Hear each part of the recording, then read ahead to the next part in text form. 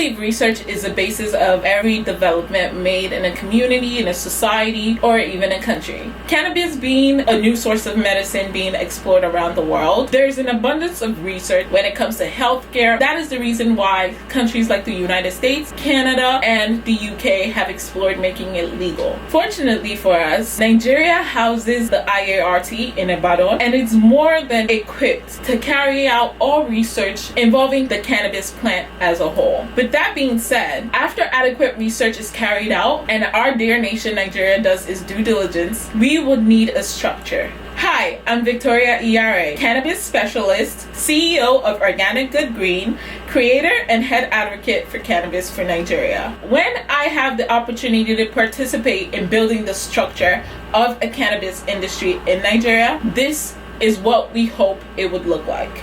First, we do not want a wayward cannabis industry. We want a cannabis industry with structure, integrity, and checks and balances set in place. For that reason, we would need an agency. What will an ideal structure of that agency look like? 50% civil servants and government officials, 50% private cannabis industry individuals. Yes, half government, half cannabis industry. Why would the agency need to be split? Because the government half of that agency would need to check and balance the whole cannabis industry with the help of half of the cannabis industry. So from paperwork to buying produce to licensing, and staying in mind for us not to turn into a cartel type of industry. The private sector of that agency would serve as a voice of the cannabis industry within that agency. No, NAFDAC is not an adequate agency for the cannabis industry because the cannabis industry is more vast than most of the imported or slightly processed drugs in Nigeria. So NAFDAC will be able to check and balance us on products when it comes to labeling and putting it out in stores, but they aren't quite the agency that would be needed to check and balance a whole cannabis industry. The NDLEA will not be an adequate agency either, because when cannabis transitions from an illegal drug to medicine, cash crop, and produce, it will have to shift from the list of the NDLEA. So the NDLEA will have no business with the cannabis industry anymore. This sounds far-fetched, but for every industry that is looking to be a part of economic diversification will need an agency to check and balance it. Just like the NDDC checks and balances its industry. How would they get paid? Through the taxes. But we will get to the taxes in a minute. That agency will be responsible for things like licensing. And when I talk about licensing, from farming to further processing to distribution to export, that agency, half cannabis, half government, handles that. Charge us for licenses, give license discounts for people that are already in the industry, the same way they did the livestock settlement in the north, where they gave incentives for people that are already in livestock trade to participate in healthier trading habits and expand their business. It was something along those lines. But I feel like that could be possible as well for the cannabis industry, because in almost every state, they already farm cannabis. For the people that are involved with cannabis, it's a way of life. It almost feels like a spiritual connection to the plant. And I'm not talking about people that want to sell you coke today and sell you another type of narcotic tomorrow. I'm talking about people that are specifically attached to the cannabis plant. It feels like a spiritual movement to them. This agency will be able to deal with licensing.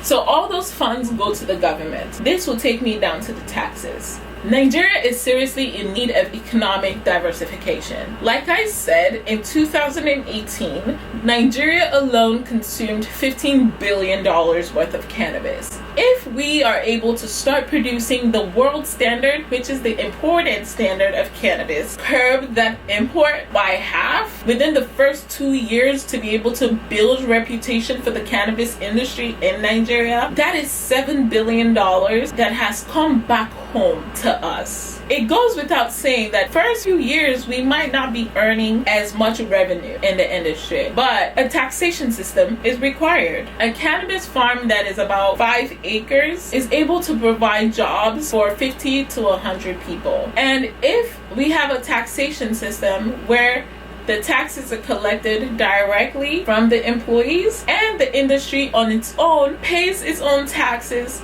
to the government. An ideal taxation would be a total of 15% tax, 5% as agency tax, so that 5% goes to help to run our half of that agency that I just talked about that is needed and required, and the 10% will be government tax.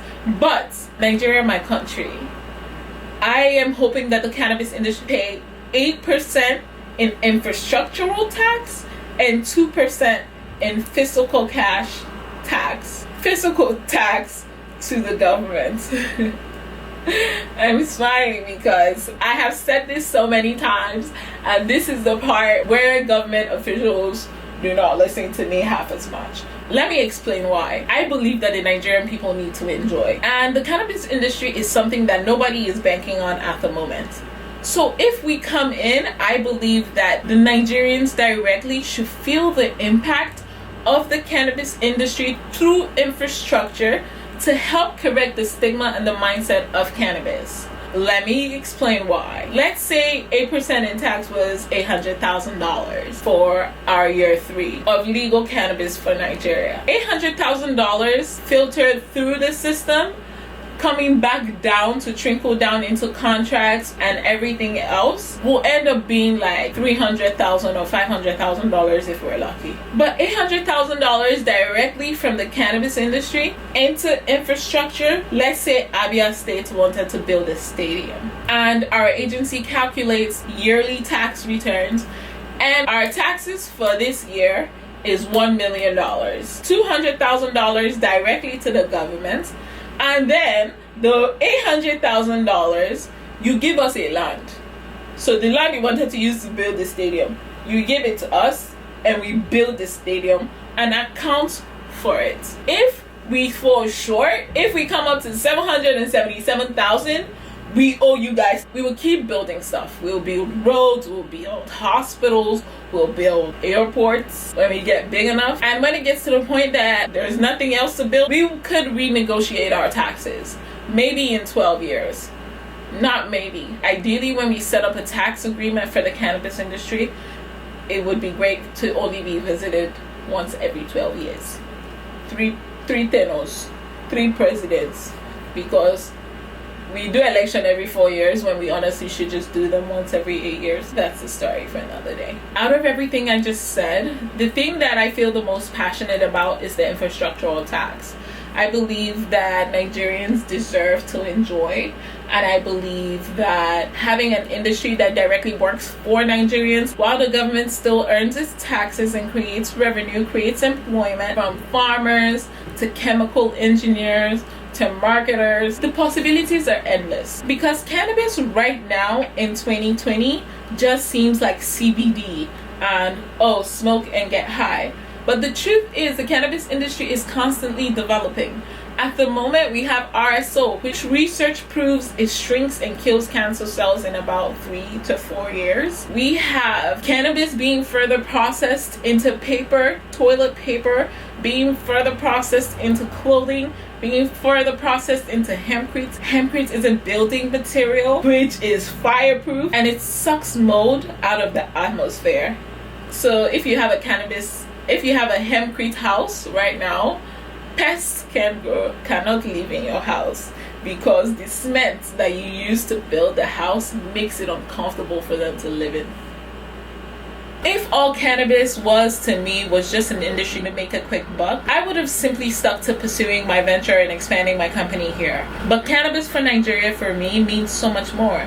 It means infrastructural growth. It means financial growth. And Nigeria is desperate for economic diversification at the moment. And hopefully, cannabis is one thing we try to explore without this stigma, because this is an industry that potentially could bring a few jobs to help create employment opportunities for people that don't have education. I know one day soon, Africa and Nigeria will have no other option than to make cannabis legal, and that soon is very soon. And I'm just hoping that Nigeria is at the forefront of it.